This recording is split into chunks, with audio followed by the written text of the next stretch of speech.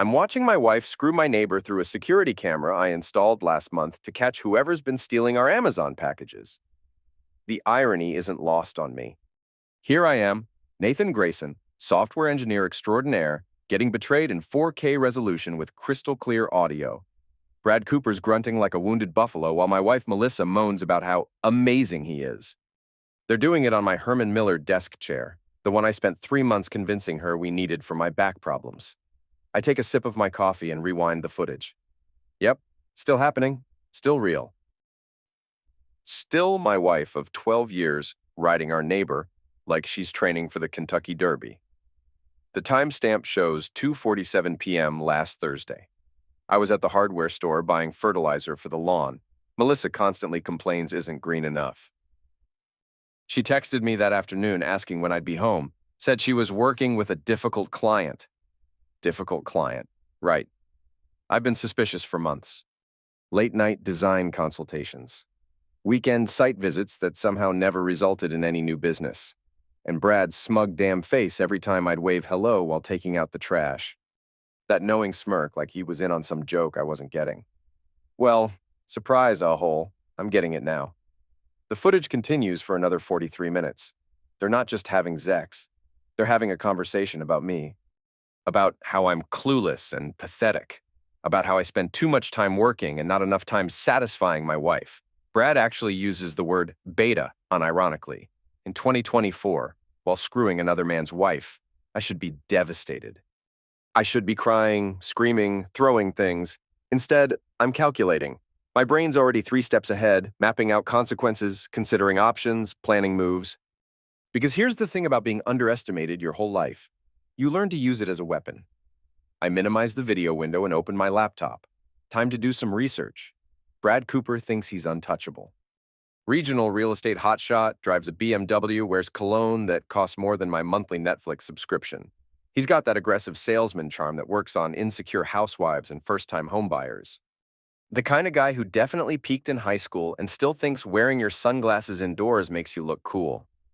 His wife Laura runs the neighborhood watch like it's her personal fiefdom. She knows everyone's business, spreads gossip faster than a wildfire, and has the kind of sharp tongue that could cut glass. She's also fiercely protective of her family's reputation in this little suburban paradise we call home. I wonder how she'd react to learning her husband's been conducting private showings in my home office. But first, I need to be smart about this, methodical. Brad's the type who'd try to spin this as my fault somehow, maybe claim I was neglecting Melissa, or that their connection was just too strong to resist. Men like him never accept responsibility. They just find new ways to be the sufferer. I spend the next 3 hours researching Oregon's no-fault divorce laws, property division statutes, and child custody regulations. I screenshot every relevant section, save every important link. By the time Melissa comes home with her fake smile and fabricated story about challenging clients, I've got a roadmap. "How was your day, honey?" she asks, pecking me on the cheek like she hasn't been auditioning for amateur adult movie in my office. "Same as always," I reply, not looking up from my laptop. Productive. She heads upstairs to shower, probably washing off Brad's cologne while I continue my research. I'm not just planning a divorce. I'm planning total annihilation. These people think they can humiliate me, lie to me, treat me like I'm some oblivious fool who'll just accept whatever scraps they throw my way. They're about to learn how wrong they are. The next morning, I'm up at 5 a.m., reviewing the security footage again. Not because I'm torturing myself, but because I'm looking for details, patterns, weaknesses. Brad arrives at 2:15 p.m. every Tuesday and Thursday. He parks in our driveway, bold, considering his wife's usually home across the street. He stays for exactly 1 hour, then leaves through the back gate that connects our yards. Melissa always texts me around 2:30 on those days, asking about my schedule, making sure I won't be home early.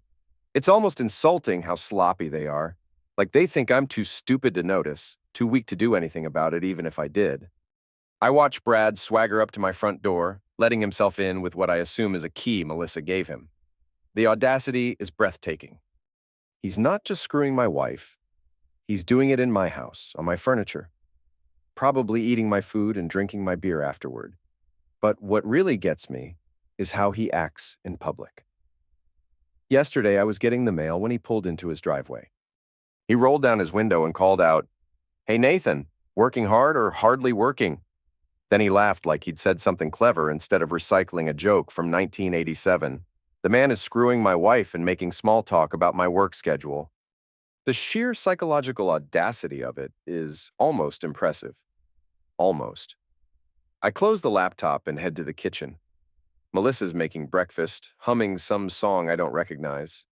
She's wearing yoga pants and a tank top, looking effortlessly beautiful in that way that initially attracted me to her 15 years ago. Before the lies, before the manipulation, before she turned our marriage into performance art. "Sleep well?" she asks, sliding a plate of eggs Benedict across the counter. "Like a baby," I reply, taking a bite. It's perfectly prepared, of course. Melissa's always been gifted at keeping up appearances. She sits across from me, scrolling through her phone. "I've got a busy day today. 3 consultations, and then I'm meeting with that new client about the downtown loft project." I nod, making appropriate interested sounds. The downtown loft project is Brad's code name, apparently. I almost admire the creativity. "What about you?" she asks, still not looking up from her phone. "The usual. Might do some yard work later." "The grass looks like crap." She glances up, momentarily annoyed. "Language, Nathan. The kids might hear." Right. The kids, Emma 14 and Jack 11. They're at school, obviously, but Melissa's always been obsessed with maintaining the illusion of our perfect family. Can't have daddy saying bad words while mommy's scheduling pecker appointments with the neighbor. "Sorry," I say, not meaning it. "The grass looks like excrement." She rolls her eyes and returns to her phone. "I should be home by 6. Can you handle dinner?" "Sure, I'll order pizza." "Nathan, we talked about this. The kids need proper nutrition, not processed garbage." "Right. I'll make sure the pizza has vegetables on it." She gives me that look, the one that says she's disappointed but not surprised. It's the same look she's been giving me for months, and I finally understand why.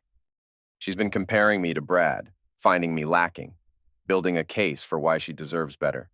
The funny thing is, she's probably right. Brad's more aggressive, more traditionally masculine, more willing to take what he wants without asking permission.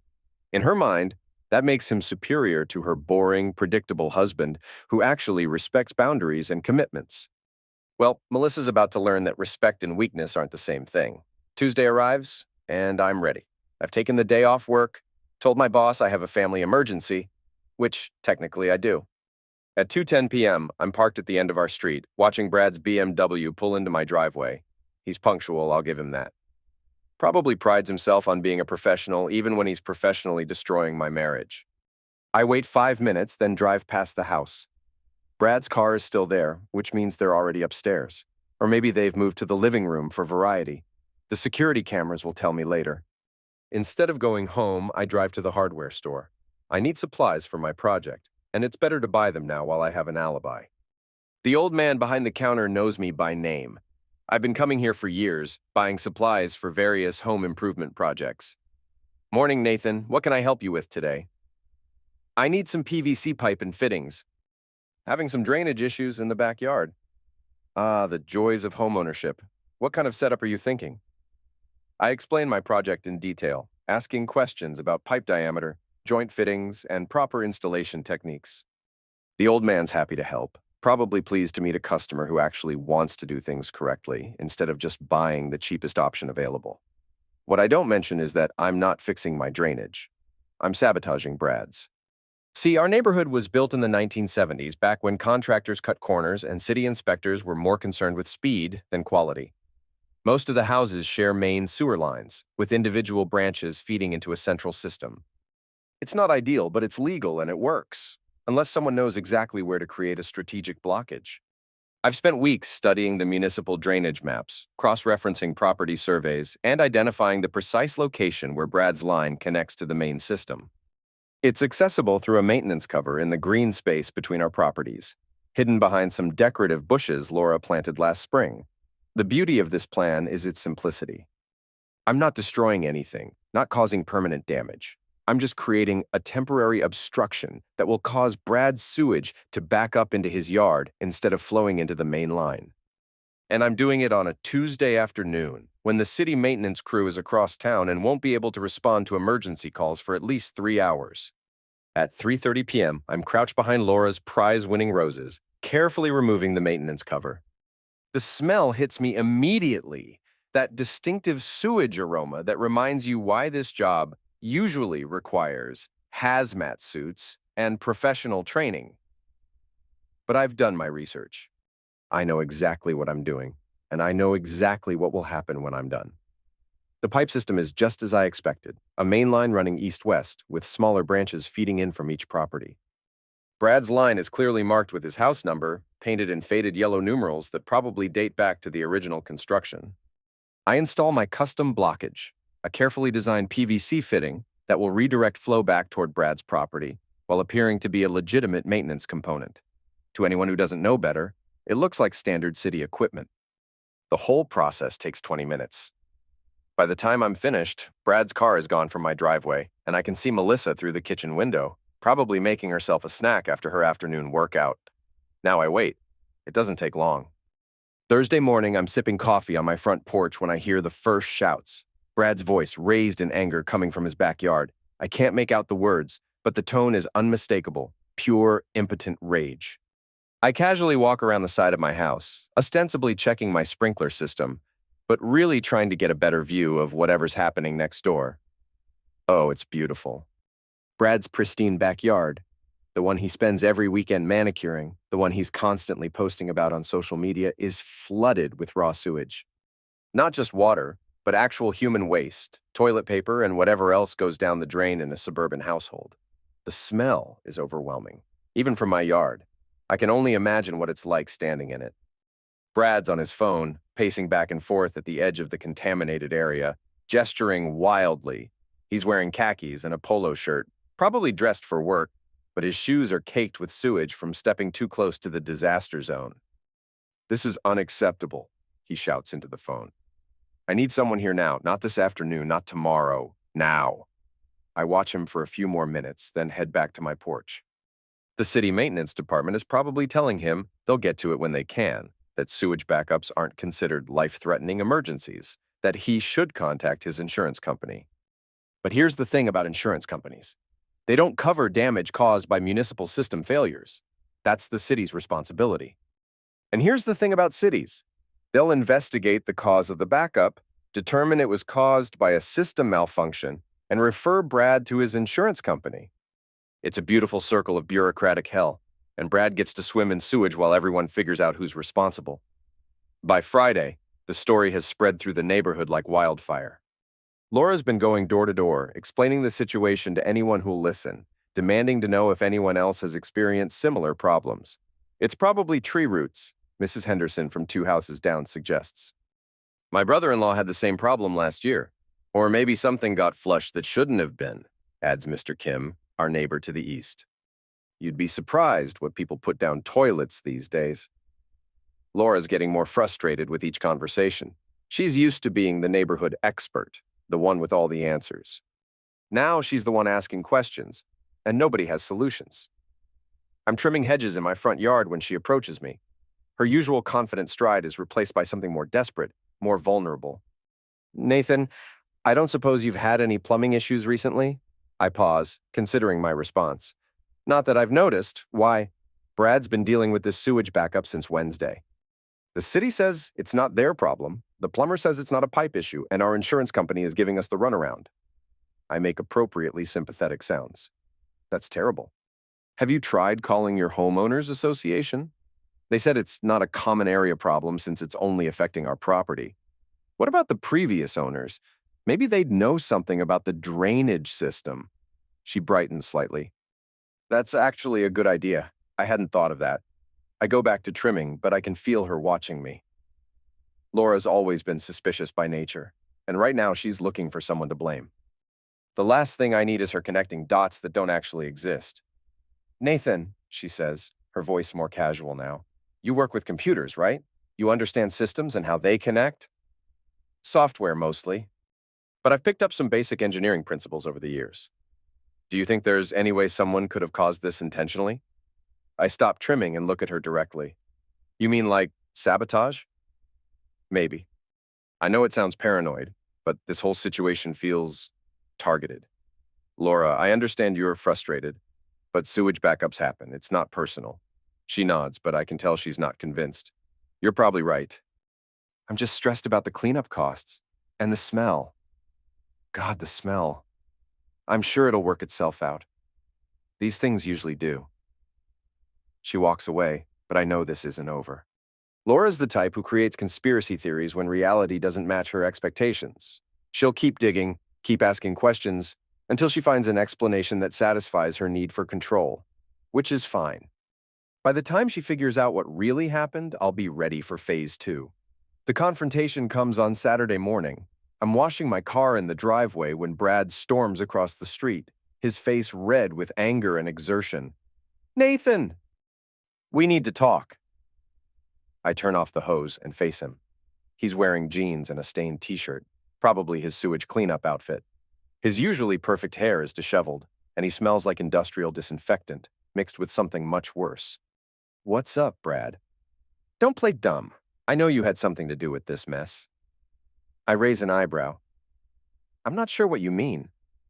The sewage backup. The timing is too convenient. Right after... He pauses, realizing he's about to say something incriminating. Right after what? He steps closer, lowering his voice. You know what? I really don't. Maybe you should explain. For a moment, he looks genuinely confused. Like he can't believe I'm not immediately confessing to whatever he thinks I've done. This is a man who's used to intimidating people through sheer force of personality, and he's discovering that strategy doesn't work on everyone. The drainage problem, he says finally. It's not a coincidence. Brad, are you suggesting I somehow caused your plumbing issues? Because I have to say, that's a pretty serious accusation. I'm not suggesting anything. I'm telling you. Okay. Do you have any proof? He opens his mouth, then closes it.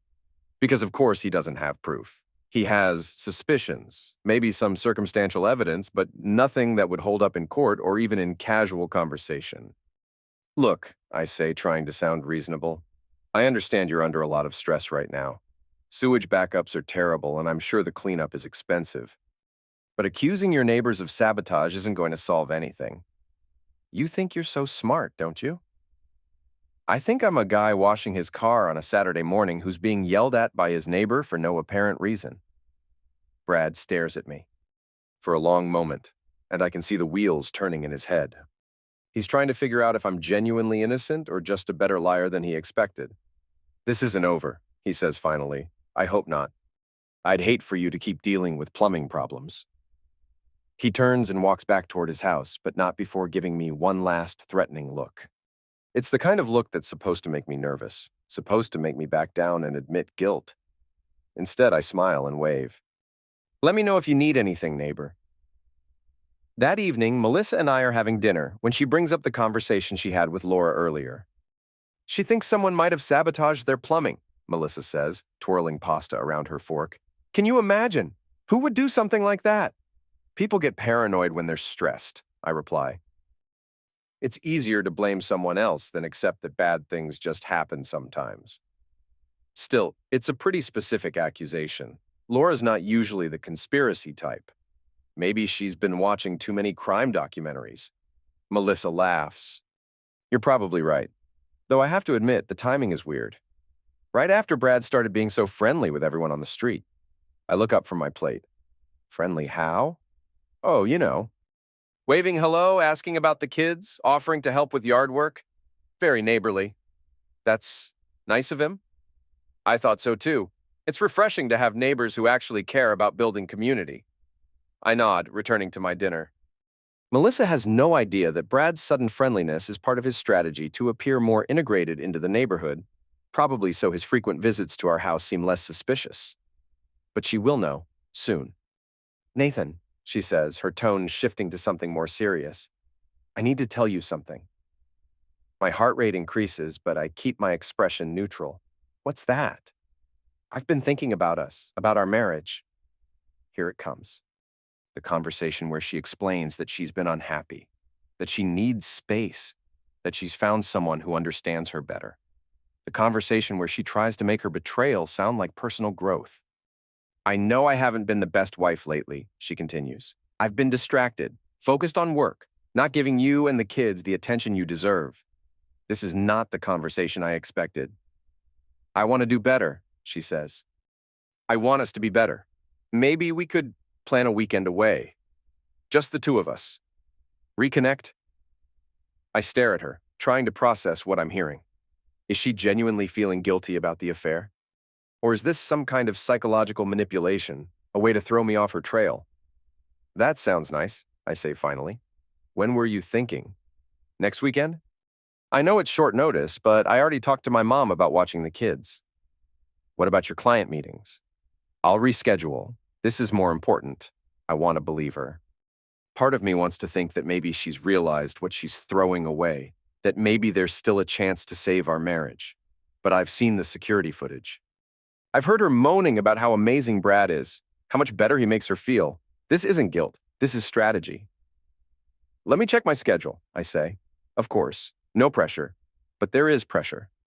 I can feel it in the way she's watching me, analyzing my reaction, calibrating her approach based on my response. This is Melissa in full manipulation mode, and I'm her target. The question is, what's she trying to accomplish? I spend Sunday morning reviewing the security footage from the past week, looking for clues about Melissa's sudden change in behavior. What I find is illuminating. Thursday afternoon, after Brad's sewage disaster became public knowledge, Melissa called him. I can't hear the conversation, but I can see her body language through the kitchen window, nervous, agitated, frequently looking toward the street. Friday evening, she had another call. This time she went upstairs to the bedroom, closing the door behind her. When she came back down 20 minutes later, she looked like she'd been crying. And Saturday, right after Brad's confrontation with me, she spent an hour on the phone with someone, not Brad. I checked, and his phone was turned off while he dealt with the plumbing contractor. Someone else, a lawyer, maybe, or a therapist, or perhaps a friend who's been helping her navigate this whole situation. The weekend getaway isn't about reconnecting. It's about buying time, creating distance, maybe even setting up some kind of alibi. Melissa's not trying to save our marriage. She's trying to save herself, which means she knows I know. The question is, how much does she know that I know? Monday morning, I'm pretending to work while actually monitoring the neighborhood through my office window. Brad's house is quiet. No contractors, no activity, just the lingering smell of industrial disinfectant that seems to follow him everywhere now. At 10:30, a black sedan pulls into Brad's driveway.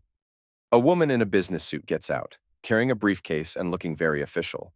She spends about an hour inside, then leaves without speaking to anyone else. Insurance adjuster, maybe, or a lawyer. 15 minutes later, my phone rings.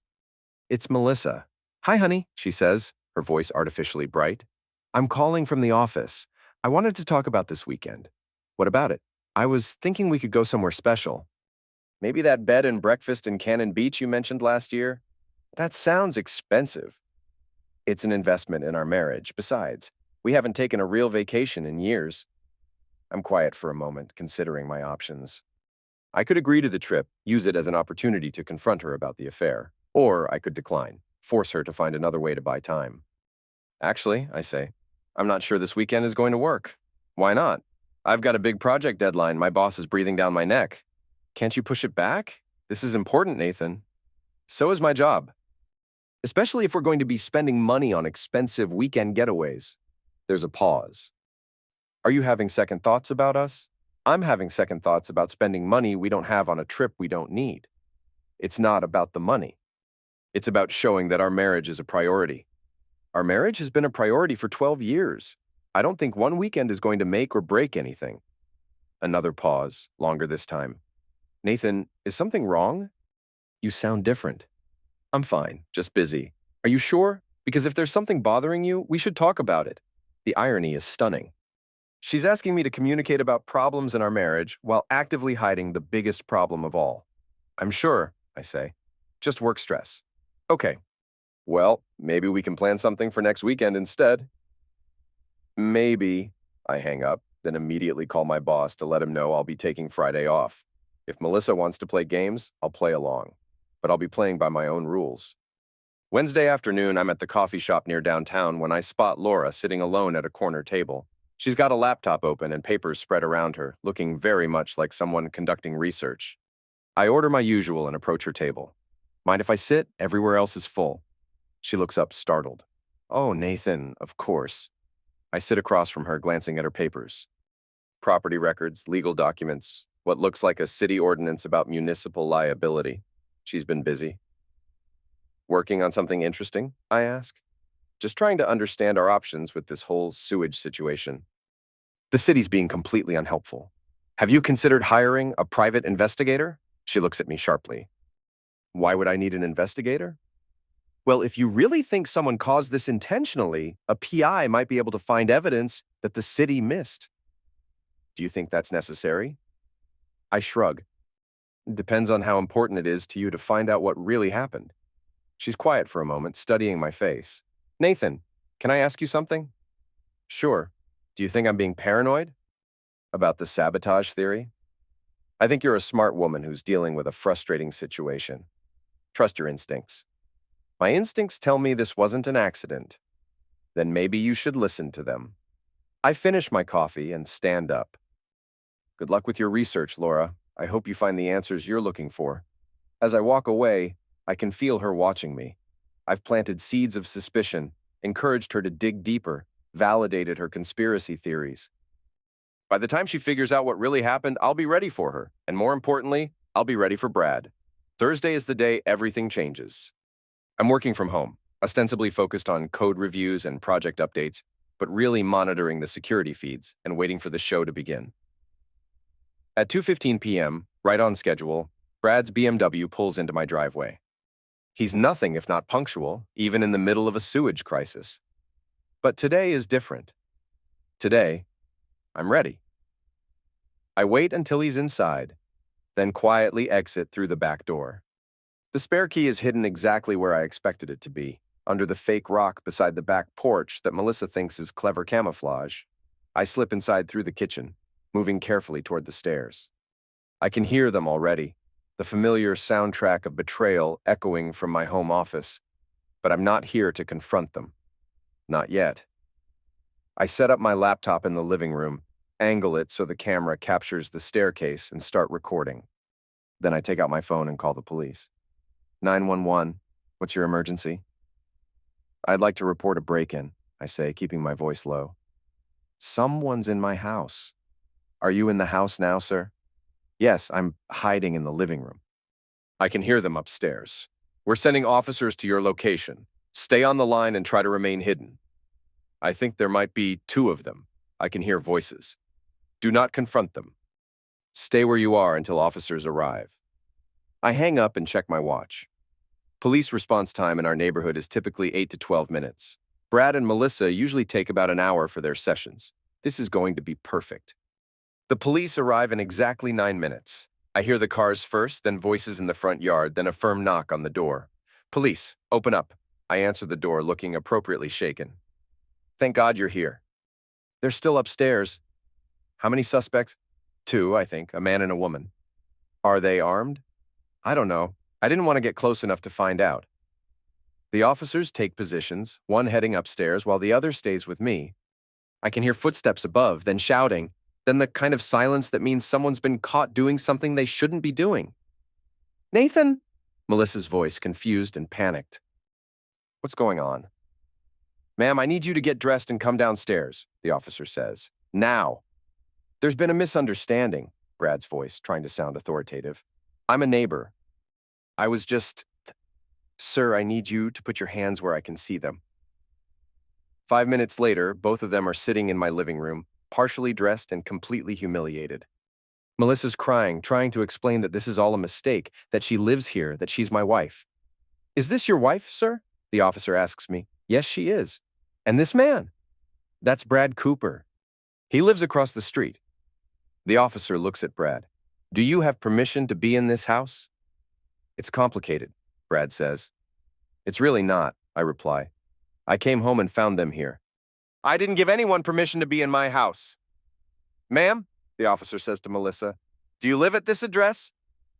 Yes, but then you have a legal right to be here. Sir, he turns to Brad, you'll need to explain why you're here. Brad looks at Melissa, then at me, then back at the officer.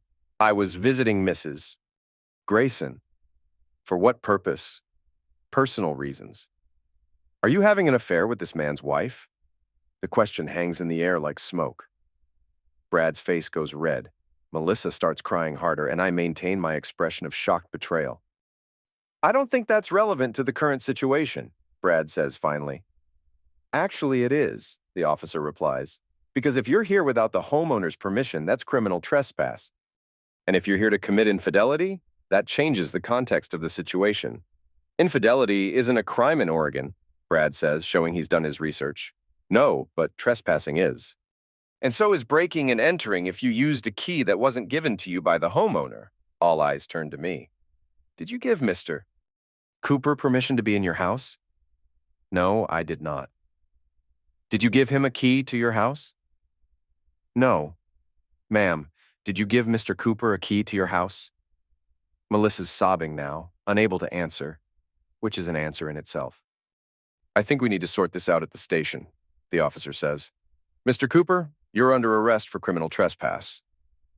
The next 2 hours are a blur of phone calls, paperwork, and explanations. Brad's been taken to the county jail, Melissa's at her sister's house, and I'm alone in my house for the first time in months. I pour myself a whiskey and sit on the couch, reviewing the day's events. The police report will be a matter of public record. The arrest will be in the local newspaper. Laura will hear about it within hours, and the whole neighborhood will know the details by tomorrow. Brad Cooper, respected real estate agent and pillar of the community, arrested for trespassing while having an affair with his neighbor's wife. It's better than I could have hoped for. My phone rings. It's Melissa. Nathan, we need to talk. I think we're past talking. Please, let me explain. What's to explain? You've been screwing our neighbor in our house while I was at work, while our kids were at school. You gave him a key to our house. It's not what you think. It's exactly what I think. The police report is pretty clear about what they found. I made a mistake. You made dozens of mistakes over months. This wasn't a one-time thing, Melissa. This was a pattern. I know you're angry. I'm not angry. I'm done. What does that mean? It means I'm filing for divorce tomorrow. Nathan, please. Think about the kids. I'm thinking about the kids. I'm thinking about how they'd feel if they knew their mother was cheating on their father with the neighbor. I'm thinking about how they'd feel if they knew their mother gave a stranger a key to their house. He's not a stranger. He's the man who's been screwing you in the room where I work every day, in the chair where I sit every morning, on the desk where I keep pictures of our family. Silence. I'll be staying at my sister's tonight, she says finally. We can talk more when you've calmed down. I am calm, and there's nothing more to talk about. I hang up and pour another whiskey. Outside, I can see lights on in Brad's house. Laura's probably trying to process what happened, trying to figure out how her husband ended up in jail for trespassing while having an affair. Tomorrow, the real work begins. I spend Friday morning at the lawyer's office, filing divorce papers and discussing strategy. Oregon's no-fault divorce laws mean I don't have to prove Melissa's infidelity, but the criminal trespass charges against Brad create an interesting wrinkle. The fact that your wife gave another man unauthorized access to your home creates a strong case for claiming she violated the marital trust, my lawyer explains. It's not just infidelity, it's a breach of security that endangered your family. What about custody? With Brad's arrest and your wife's demonstrated poor judgment, you're in a strong position to request primary custody. Judges don't like parents who put their children at risk. And the house, since it's marital property, normally you'd split the proceeds. But given the circumstances, we might be able to argue for a more favorable division. I sign the papers and head home, where I find Melissa's car in the driveway. She's sitting on the front porch, looking like she hasn't slept. We need to talk, she says. My lawyer says we shouldn't communicate directly. All contact should go through our attorneys. Nathan, please, don't let it end like this. You ended it when you gave Brad a key to our house. I made a mistake. People make mistakes. People make mistakes. They don't make methodical, calculated decisions to betray their families for months. She stands up, moving closer. I know you're hurt. I know you're angry. But we can work through this. Work through what? The lying? The sneaking around? The fact that you brought another man into our home while our children were at school? I never meant for it to go this far. How far did you mean for it to go? She doesn't answer, which is answer enough. I want you to move out, I say. Today, This is my house too. It's our house, but you made it his house when you gave him a key. Now it's just my house. You can't make me leave. I can't. But I can make staying here extremely uncomfortable for you. What does that mean? It means I've changed the locks. It means I've canceled your credit cards. It means I've informed the school that you're not authorized to pick up the kids without my permission. Her face goes pale. You can't do that. I can, and I have. Check with your lawyer if you want, but I think you'll find that when one spouse commits infidelity and compromises home security, the other spouse has certain rights. This is insane. What's insane is thinking you could humiliate me and I'd just accept it. She starts to say something else, then stops. Maybe she's finally realizing that the quiet, predictable husband she's been taking for granted isn't as weak as she thought. I'll get my things, she says finally. Make it quick. I have a contractor coming this afternoon. A contractor? I'm having the locks changed again and installing a new security system. Can't be too careful these days. Saturday morning, I'm awakened by shouting from across the street. I look out my bedroom window and see Laura Cooper standing in her driveway, screaming at a man in a suit who's putting up a for sale sign. You can't do this, she's yelling. This is our home. Ma'am, I'm just following orders from the listing agent. You'll need to talk to him about any concerns. What listing agent? My husband didn't authorize any sale. According to my paperwork, Mr. Cooper signed all the necessary documents yesterday. I get dressed and head downstairs to make coffee. Through the kitchen window, I can see the commotion continuing. Laura's on her phone now, presumably calling Brad, but he's probably still in jail or dealing with bail arrangements. The irony is perfect. Brad Cooper, real estate agent, is having his house sold out from under him by another real estate agent. Someone who knows exactly how to manipulate the system, exactly which papers to file and when to file them. My phone rings. It's a number I don't recognize. Nathan, it's Brad. I need to talk to you. I don't think that's a good idea. Look, I know you're pissed, but this has gone too far. Someone's trying to sell my house. That's terrible. Have you called the police? The police say it's a civil matter. My lawyer says the sale looks legitimate. Well, I'm sure you'll figure it out. You are in real estate, after all. Nathan, I know you're behind this. I'm behind what? I'm sitting in my kitchen drinking coffee. Don't play games with me? I'm not playing games. I'm having a conversation with someone who was arrested for trespassing in my house. That was a misunderstanding. Was it? Because the police report says you had a key to my house that you weren't supposed to have. Melissa gave me that key. Melissa doesn't have the authority to give keys to people without my permission. It's my house, too. There's a pause. What do you want? I want you to leave my family alone. Done. Now call off your real estate friend and stop the sale. I don't know what you're talking about. Nathan, I'm warning you. You're warning me? You're the one who was arrested. You're the one who's facing criminal charges. You're the one whose wife is probably filing for divorce right now. This isn't over. Yes, it is. You lost, Brad. Accept it. I hang up and pour another cup of coffee. Outside, Laura's still arguing with the sign installer, but now there are neighbors gathering to watch the show. Mrs. Henderson, Mr. Kim, the Martinez family from the corner house. Everyone's getting a front row seat to the Cooper family meltdown. This is exactly what I wanted. Public humiliation, social ostracism, consequences that match the crime. Sunday afternoon, I'm mowing the lawn when Emma asks about her mother. Dad, why isn't Mom living here anymore? Your mother and I are having some problems. She's staying at Aunt Sarah's for a while. Are you getting divorced? I stop the mower and look at my 14-year-old daughter. She's smart, perceptive, and deserves some version of the truth. Probably. I'm sorry, sweetheart. Is it because of what happened with Mr. Cooper?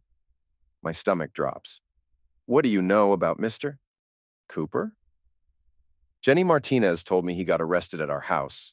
She said her mom heard he was having an affair with Mom. This is what I was afraid of, the kids finding out through neighborhood gossip instead of from their parents. Emma, I need you to understand something. What happened between your mother and Mr. Cooper was wrong, but it doesn't mean your mother doesn't love you and Jack. But she chose him over us. She made a bad decision. That doesn't mean she doesn't love you. Do you still love her? I consider the question carefully.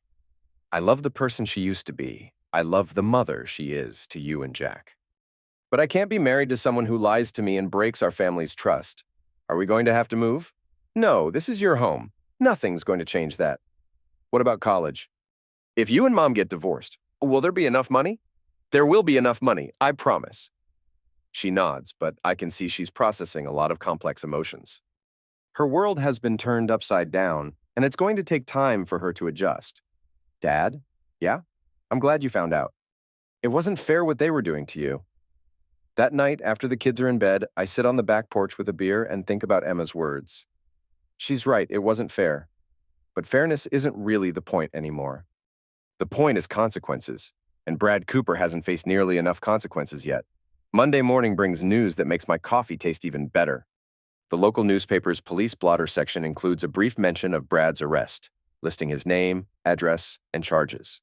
By noon, it's been shared on 3 different neighborhood social media groups. The comments are brutal. Always thought there was something off about that guy.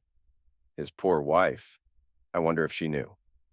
Explains why he was always so eager to help with yard work around the neighborhood.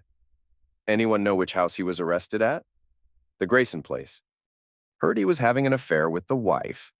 That's so gross. In someone else's house while their kids could have come home. Each comment is a small victory, a tiny piece of the social destruction I've been orchestrating.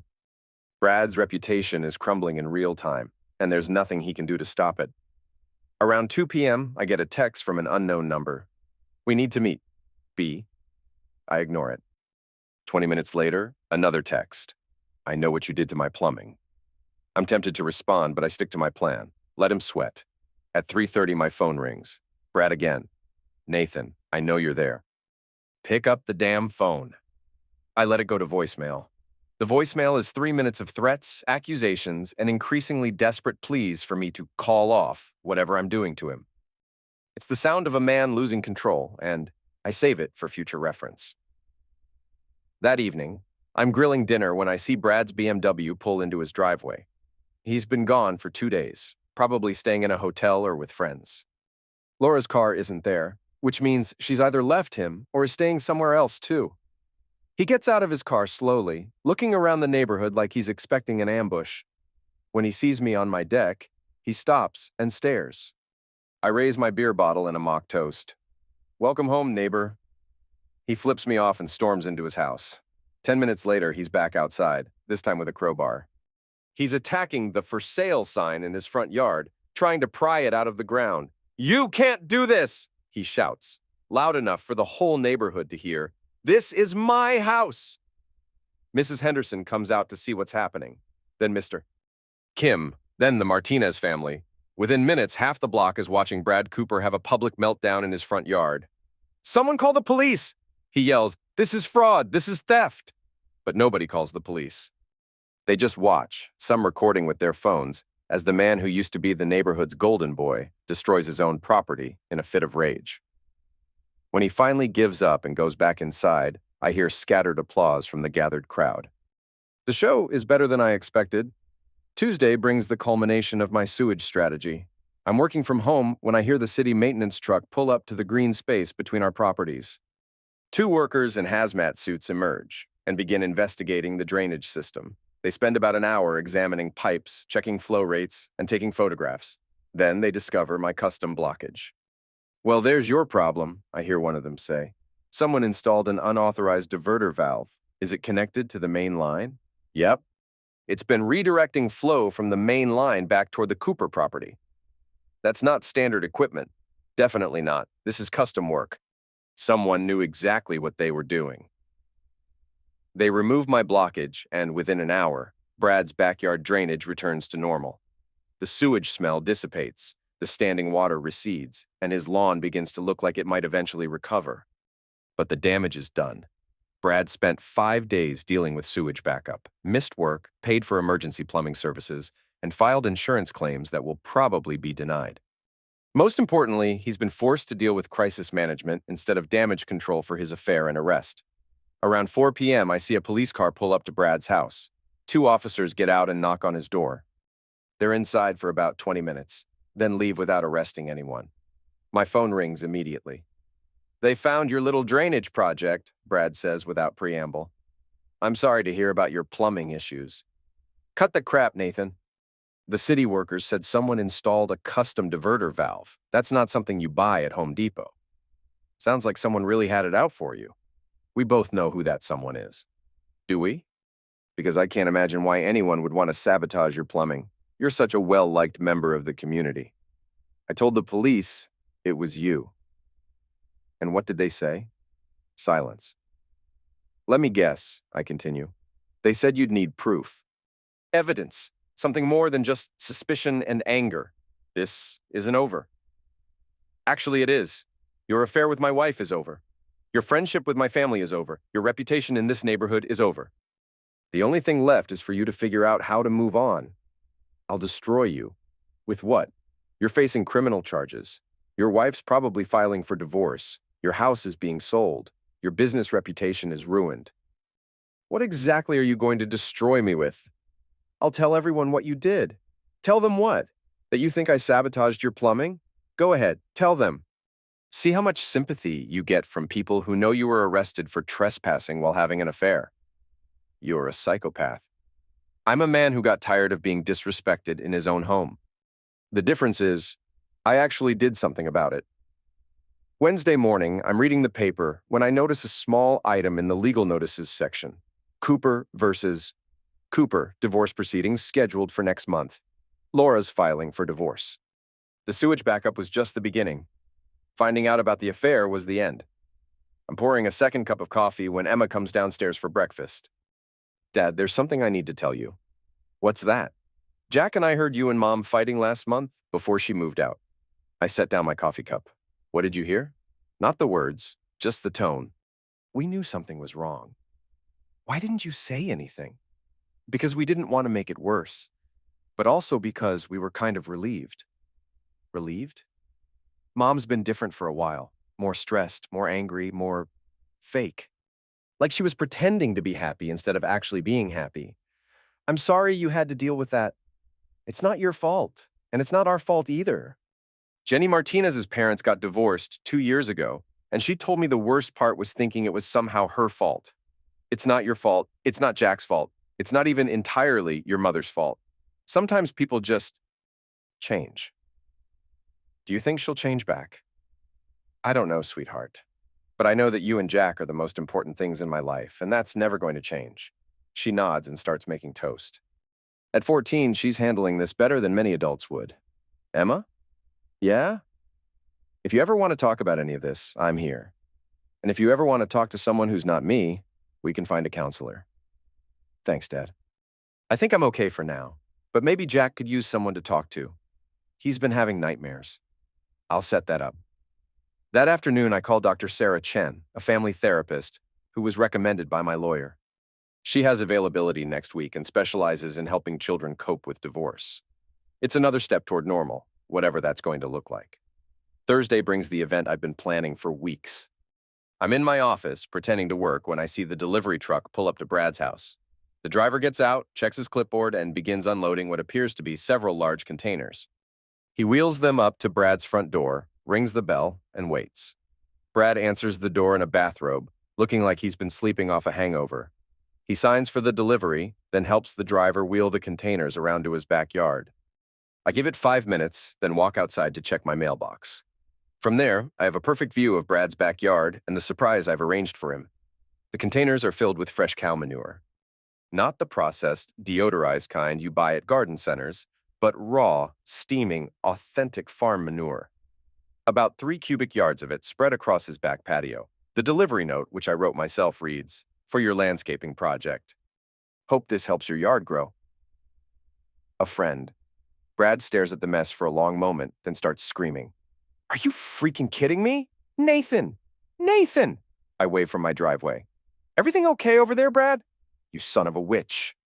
You did this? Did what? I'm just checking my mail. The manure, the damn manure. Oh, that. Looks like someone's trying to help with your lawn problems. Very thoughtful. I'm calling the police. Good idea. I'm sure they'll be very interested in your manure situation. He storms back into his house, presumably to call the police about the cow crap delivery. But here's the thing about cow crap deliveries. They're not illegal. Annoying, sure. Smelly, absolutely. But not criminal. 20 minutes later, I see him outside with a shovel, trying to clean up the mess. He's gagging from the smell, slipping on the wet patio tiles, and generally looking like a man who's reached the end of his rope. Mrs. Henderson walks by with her dog and stops to watch. Having some landscaping done, Brad? Someone sent me 3 yards of cow crap. Well, it's excellent for gardens. Very organic. I don't want it for my garden. I want it gone. You should probably call a waste management company. This looks like a professional job. Brad looks at her like she's lost her mind, then goes back to his impossible task of removing 3 cubic yards of manure with a single shovel. By evening, he's made barely a dent in the pile. The smell has attracted flies, neighborhood cats, and at least one very confused cow that wandered over from the farm 3 miles away. It's beautiful. Friday morning, I'm awakened by the sound of a pressure washer. I look out my window and see Brad in his backyard, attacking the manure with industrial cleaning equipment. He's been at it for 3 hours, and he's maybe halfway done. The pressure washer is spreading the manure around more than removing it, creating a brown, smelly slurry that's seeping into his neighbor's yard. At 9 a.m., code enforcement shows up. Apparently, someone called in a complaint about unsanitary conditions at the Cooper residence. The inspector spends 20 minutes examining the situation, taking photos, and talking to Brad. Then he hands Brad a citation and leaves. I'm drinking coffee on my deck when Brad notices me watching. "Enjoying the show?" he calls out. "Just having my morning coffee." Beautiful day, isn't it? You think you're so smart. I think I'm a guy having coffee while watching his neighbor clean up cow crap. This is harassment. This is consequences. Consequences for what? For thinking you could humiliate me. Without any repercussions. I never humiliated you. You screwed my wife in my house while I was at work. You used a key she gave you without my permission. You made jokes about me to my neighbors. You treated me like I was too stupid to notice what was happening. That's between me and Melissa. No, it's not. The moment you brought it into my house, into my neighborhood, around my children, it became about me too. So, you destroyed my life? I gave you exactly what you gave me. Humiliation, embarrassment. The feeling of being powerless while everyone watches. You're sick. I'm thorough. He goes back to his pressure washing, but I can see the defeat in his posture. He's not fighting anymore, just going through the motions. That afternoon, I notice a moving truck in his driveway. Saturday is moving day for Brad Cooper. I watch from my office window as he and 2 hired movers load boxes, furniture, and what's left of his dignity into a U-Haul truck. Laura's not there to help. She's already moved out, taken the kids, filed for divorce, and started the process of rebuilding her life without him. The for sale sign is gone from his front yard, replaced by a sold sign. Whoever bought his house got a good deal, probably because of the rushed sale and the lingering reputation issues. Around 2 p.m., Brad walks across the street to my house. He's wearing jeans and a sweatshirt, looking more defeated than angry. "Can we talk?" he asks. "What's there to talk about?" "I'm leaving, moving to Seattle, starting over." "Good for you. I want you to know that I'm sorry. For everything." "Are you sorry you had an affair with my wife, or are you sorry you got caught?"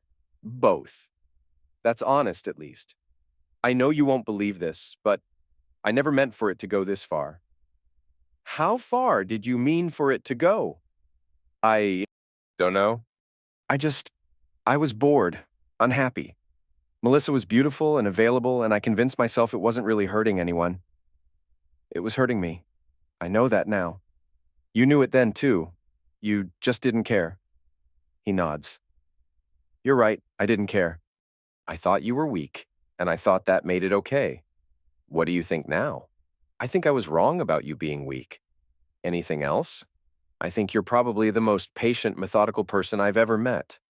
And I think I'm lucky you chose humiliation over violence. Violence would have been easier, but humiliation lasts longer." "Yeah, it does." We stand in silence for a moment. 2 men who used to be neighbors, now something else entirely. "Nathan, yeah? Take care of your kids. Don't let this poison them." "I won't. And maybe try to forgive Melissa eventually. Not for her, but for them." "We'll see." He walks back to his house, finishes loading the truck, and drives away. I watch until his taillights disappear around the corner, then go back inside to start dinner. The kids are spending the weekend with their mother, so I have the house to myself. For the first time in months, it feels peaceful. Sunday morning, I'm reading the paper when I notice a small item in the real estate section. The Cooper house has been sold to a young family with 2 children, a dog, and, presumably, no interest in neighborhood drama. My phone rings. It's Melissa. Nathan, we need to talk about the kids. What about them? They're asking questions. About the divorce, about Brad, about what happened. What are you telling them? The truth. That I made mistakes and hurt our family. Good. But they're also asking about what you did to Brad. What do you mean? Emma heard from her friends that you somehow caused all of Brad's problems. The sewage backup, the manure delivery, the forced house sale. What did you tell her? I told her I didn't know what really happened, but that actions have consequences. That's accurate. Nathan, I need to know. Did you really do all of that? Does it matter? It matters to me, and it matters to our children. I consider my answer carefully. I protected my family from someone who was threatening its stability. I use legal methods to create consequences for illegal and immoral behavior. I made sure that the person who hurt us understood exactly what that hurt felt like. That's not an answer. It's the only answer you're going to get. The kids think you're some kind of hero. I'm not a hero. I'm a father who got tired of being taken advantage of. What you did was cruel. What you did was crueler. The difference is I was defending my family. You were destroying it. I know. I know I destroyed everything, and I know I don't deserve forgiveness. But I need to know that you're not going to turn our children against me. I would never do that. Even after everything I did, even after everything you did, you're still their mother. They need to have a relationship with you. Thank you. But Melissa? Yeah. If you ever bring another man around my children before our divorce is final, if you ever put them in danger again, if you ever lie to them about what happened or try to make me the villain in this story, I will destroy you the same way I destroyed Brad. Do you understand? I understand. Good. Bring them home by 6. They have school tomorrow. Monday morning brings a new routine. I make breakfast for the kids, pack their lunches, and drive them to school. No more relying on Melissa's schedule, no more wondering if she'll show up on time. It's actually better this way, more predictable, more stable. At work, I'm focused and productive for the first time in months. No more wondering what's happening at home, no more checking security cameras, no more planning revenge strategies. The freedom is intoxicating. Around lunch, I get a call from my lawyer. The divorce papers have been served, and Melissa's attorney wants to discuss terms. She's not fighting the infidelity allegations, he tells me. She's also not fighting your request for primary custody. What does she want? Reasonable visitation, half the proceeds from the house sale, and enough alimony to help her get back on her feet. That seems fair. You're being more generous than I expected. She's the mother of my children. I want her to be stable and successful, just not married to me. I'll draw up the preliminary agreement.